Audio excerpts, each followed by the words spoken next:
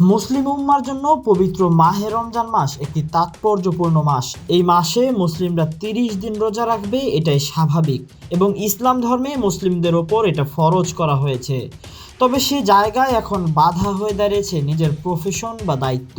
তবে রবের কাছে যে ফেরত যেতে হবে তা হয়তো ভুলেনি কেউই, অথচ জানার পরেও খেলোয়াড়েরা রোজা রাখতে পারছে না ঠিকমতো। ম্যাচ থাকায় খেলোয়াড়দের সিয়াম পালনেও আসছে বাধা। যেমন চ্যাম্পিয়ন্স ট্রফির সেমিফাইনালে অস্ট্রেলিয়ার বিপক্ষে মাঠে পানি পান করায় সমালোচনার শিকার হতে হচ্ছে ভারতীয় পেসার মোহাম্মদ শামিকে।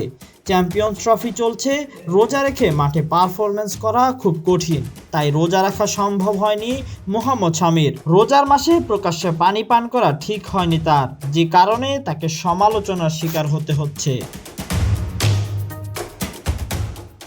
চলছে ঢাকা প্রিমিয়ার লিগ, প্লেয়াররা নিজেদের সেরাটা দেওয়ার জন্য তাই রোজা না রাখার সিদ্ধান্তই নেন, বিশেষ করে পেসাররা। কারণ পেসারদের পুরো জোর খাটানোর জন্য যে শক্তি প্রয়োজন তা হয়তো রোজা রেখে তারা পাবেন না। তাই দেশের ক্রিকেট বিশেষজ্ঞরা মনে করছেন রোজার মাস ব্যতীত অন্য মাসে দেশের ক্রিকেটের এই আয়োজন করা হলে খেলোয়াড়েরা নিজের সেরাটা দিতে পারবে।